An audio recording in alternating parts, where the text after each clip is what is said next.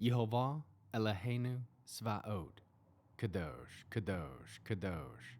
Please fill me and lead me, and cover me and stir me, and speak through me with your Ruach HaKodesh, that I may speak your written words with boldness and humility to those who listen. I ask all these things in Yeshua HaMashiach's name. Amen. We'll start with the Shema. Listen and obey.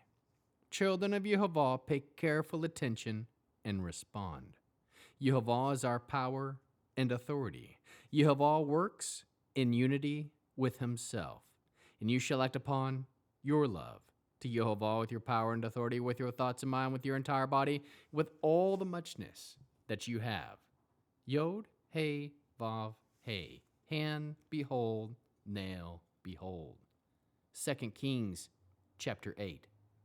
Now Elisha had said to the woman whose son he had restored to life, "Move away, you and your household, and stay wherever you can, because Yehovah has called for a famine, and it will be on the land for 7 years." The woman acted at once and did as the man of God had said. She went with her household and stayed in the land of the Plishtim for 7 years. At the end of the 7 years, the woman returned from the land of the Plishtim and sought an audience with the king to claim her house and land. The king was talking with Gehazi, the servant of the man of God. "Tell me," he said, "all the great things Elisha has done." Just as he was telling the king how he had restored a dead person to life, at that very moment, the woman whose son he had restored to life came to the king with her claim for her house and land. Gehazi said, "My lord, king, this is the woman, and this is her son, the one Elisha restored to life." On being asked by the king, the woman verified it. At this, the king appointed a special officer and charged him, "Restore everything that belongs to her, including the income her fields have produced from the day she left them until now." Elisha went to Damascus. Ben-Hadad, the king of Aram, was ill, and he was told, "The man of God has come here." The king said to Hazael, "Take with you a gift. Go meet the man of God and consult Yehovah through him. Ask if I will recover from this illness." Hazael went to meet him, taking with him a gift that included everything good in Damascus, had 40 camel loads. He came, stood before him, and said, "Your son Ben-Hadad, king of Aram, has sent me to you." He asks, "Will I recover from this illness?" Elisha answered, "Go and say to him, you will surely recover, even though Yehovah has shown me that he will surely die." Then the man of God fixed his gaze on him for so long that Hazael became embarrassed. Finally, Elisha began to cry. Hazael asked, "Why is my lord crying?" He answered, "Because I know the disasters you will bring on the people of Israel. You will set their fortresses on fire. You will kill their young men with the sword. You will dash their little ones to pieces and rip their pregnant women apart." Hazael said, "But what is your servant? Nothing but a dog. How could he do anything of such magnitude?" Elisha answered, "Yehovah has shown me that you will be king over Aram." Then he left Elisha and returned to his master, who asked him, "What did Elisha say to you?" "He told me, you will surely recover." The next day he took a blanket, dipped it in water, and spread it on his face so that he died. And Hazael took his place as king. It was when Joram, the son of Achav, king of Israel, was in the 5th year of his reign, that Joram, the son of Jehoshaphat, began to rule over Yehuda.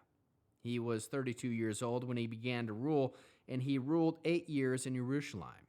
He lived after the example of king of Israel, as did the house of Achav. Because he had married Achav's daughter, he did what was evil from Yehovah's perspective. However, Yehovah was unwilling to destroy Yehuda because of his servant David, inasmuch as he had promised to give him and his children a lamp that would burn forever. During his time, Edom revolted against Yehuda and set up its own king. In response, Joram crossed to Zair with all his chariots. At night, he and his chariot commanders set out and attacked Edom, who had surrounded him. Then the people fled to their tents. Nevertheless, since that day, Edom has remained free of Yehuda's dominion. Libnah revolted at the same time. Other activities of Joram and all his accomplishments are recorded in the annals of the kings of Yehuda. Joram slept with his ancestors and was buried with his ancestors in the city of David. And Ahaziah, his son, took his place as king. It was in the 12th year of Joram, the son of Ahav, king of Israel, that Ahaziah, the son of Joram, king of Yehuda, began his reign. Ahaziah was 22 years old when he began his rule, and he ruled for 1 year in Jerusalem. His mother's name was Athaliah, the daughter of Omri, king of Israel. He lived after the example of the house of Ahav, and he did what was evil from Yehovah's perspective, as did the house of Ahav for the son-in-law of the house of Ahav. With Joram, the son of Ahav, he went to war against Hazael, king of Aram, at Ramoth Gilead. And the Ramim wounded Joram. King Joram returned to Israel to be healed of the wounds of the Ramim had inflicted on him at Ramah while fighting Hazael, king of Aram. As Ahaziah, the son of Joram, king of Yehuda, went down to visit Joram, the son of Ahav, in Israel, because he was not feeling well.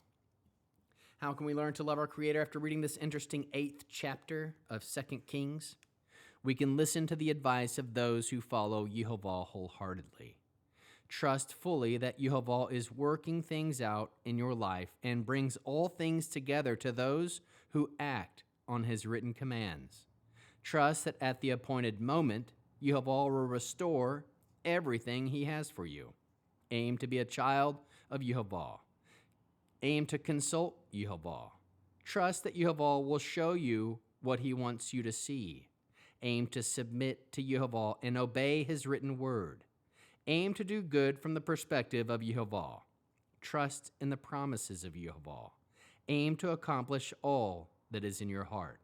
Seek to please Yehovah with your obedience.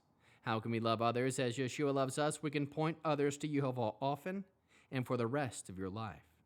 Bear one another's burdens. We can wait for the perfect timing of Yehovah to restore all he has for you. Produce spiritual fruit, love, joy, peace, patience, kindness, goodness, faithfulness, humility, and self-control. We'll end with the Aaronic blessing using the name. Yehovah will kneel before you presenting gifts, and he will guard you with a hedge of protection. Yehovah will illuminate the wholeness of his being toward you, bringing order, and he will provide you with love, sustenance, and friendship. Yehovah will lift up the wholeness of his being and look upon you and will set in place all you need to be whole and complete.